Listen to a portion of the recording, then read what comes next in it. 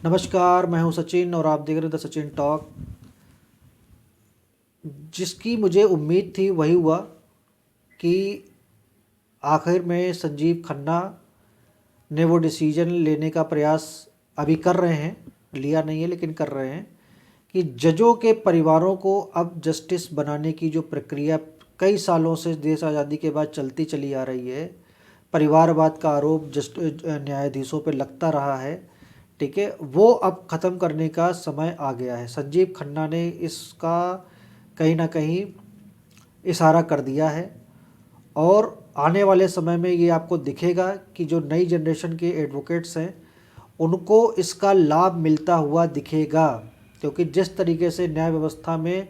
परिवारवाद और भाई भतीजावाद चलता है, ठीक है, कोई छुपाने वाली बात नहीं है कि किस तरीके से डायरेक्ट एडवोकेट से जज बना दिए जाते हैं हाई कोर्ट के और वो सुप्रीम कोर्ट तक जाके और कैसे डिसीजंस वो देते रहते हैं। साफ साफ दिखता है कि इन डिसीजंस पे कितना प्रभाव अलग अदर पार्टीज़ का है। तो अब ये सिस्टम कहीं ना कहीं ख़त्म होगा और एक नए फ्रेश जो एडवोकेट्स हैं वो इस प्रक्रिया में अब अपना पार्टिसिपेट कर सकेंगे। और संजीव खन्ना ने यहाँ तक कहा,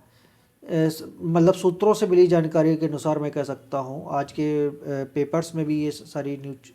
प्रिंट हुई है कि ये भी देखा जाए, क्योंकि जो कॉलेजियम बनाया हुआ है सुप्रीम कोर्ट ने, हाई कोर्ट की जो कमेटी है,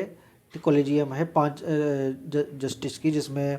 संजीव खन्ना है, सूर्यकांत जी हैं, जस्टिस सूर्यकांत हैं, ऋषिकेश राय है, अभय एस ओका हैं, ठीक है, इसके अलावा BR गवई हैं। ये 5 सदस्य हैं, जस्टिस हैं,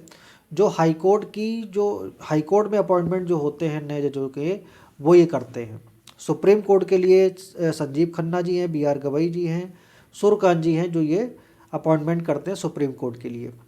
तो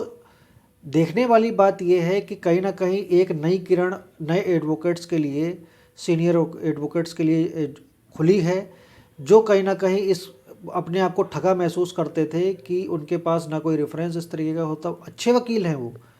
बट परिवारवाद वहाँ पर कहीं ना कहीं हावी हो जाता था, जुगाड़ कहीं ना कहीं हावी हो जाता था, सर सिस्टम, मतलब जो केंद्र में सरकारें थी उन लोगों ने न्याय व्यवस्था को हाईजैक कर रखा था। अब कहीं ना कहीं ये उम्मीद नए एडवोकेट्स में जगी हुई है कि आने वाले समय में हो सकता है कि एक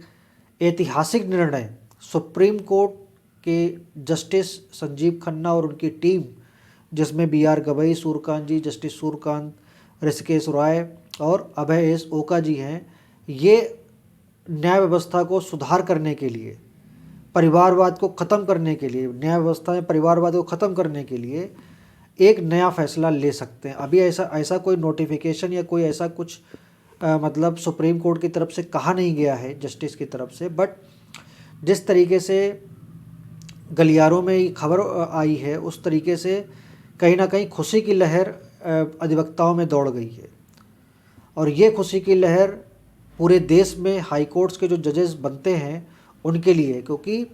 ऐसा देखा गया है कि किसी का चाचा सुप्रीम कोर्ट में जस्टिस है तो उसको हाई कोर्ट मतलब रेफरेंस मिल जाता है, सिफारिश हो जाती है, केंद्र सरकार मना भी करती है तब भी जो सुप्रीम कोर्ट की कॉलेजियम है वो फोर्स करती है कि नहीं इनको आप बनाइए, ठीक। तो इस तरीके के आरोप पिछले कई बार लग चुके हैं, जिसमें ये देखा गया है कि न्याय व्यवस्था के ऊपर प्रश्न चिन्ह उठते रहे हैं। और जब सुप्रीम कोर्ट और हाई कोर्ट में इस तरीके की सिफारिशों के से हाई कोर्ट के जजेस और सुप्रीम कोर्ट के जजेस बनेंगे, तो मुझे लगता कि आप संविधान की मूल भावनाओं का सम्मान करते हैं। संविधान की मूल भावना है कि सबको समान अधिकार मिलना चाहिए, और जबकि यहाँ पर जिस तरीके से ये खबर आई है उसके बाद ये जाहिर हो जाता है कि कोई भी समानता नहीं है। जो जितना बड़ा जस्टिस उसके परिवार को उतनी ही बड़ी आपको लिबर्टी दी जाएगी, ठीक है। तो ये लिबर्टी कहीं ना कहीं जस्टिस संजीव खन्ना ख़त्म करने का प्रयास कर रहे हैं, जो कि बहुत ही बड़ा एक माइलस्टोन होगा न्याय व्यवस्था के लिए, हाई कोर्ट और सुप्रीम कोर्ट के लिए, कि अब कोई भी व्यक्ति इस तरीके का आरोप नहीं लगा पाएगा कि फलाने का जो है चाचा जस्टिस है, फलाने के ताऊ जस्टिस है, फलाने के पिताजी या मौसा जी या कोई भी रिश्तेदार है। ये उन्होंने साफ बोला है कि कॉलेजियम को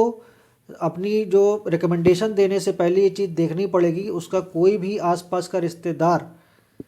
जस्टिस या न्याय व्यवस्था में कोई बड़े पद पर तो नहीं है। ऐसा नहीं है कि वो मतलब सभी को वो कर दें, बट उसमें अगर कोई क्वालिटी है, कोई एक्स्ट्रा मतलब ऑर्डनरी पर्सन है, ठीक है, तो उसको हम रिकमेंड कर सकते हैं। ऐसा नहीं कि एकदम बैन कर दिया जाएगा। बट जिस तरीके से पिछले कुछ सालों में देखा गया है कि कांग्रेस की सरकारों से लेके और 2014 से पहले तक कि किस तरीके से हाई कोर्ट के जजेस को अपॉइंट किया जाता था कि उनका एनओसी भी नहीं मिलता, मतलब ऑब्जेक्शन है उस पर, उसके बाद भी सुप्रीम कोर्ट कहता था कि नहीं इनको बनाइए। तो ये कहीं ना कहीं इस पर रोक लगेगी और मुझे लगता है कि न्याय व्यवस्था में इस तरह के बदलाव आने चाहिए जिससे कि आम आदमी को और अच्छा न्याय मिल सके और अधिवक्ताओं को और लिबर्टी मिल सके और स्वतंत्रता मिल सके, जिससे कि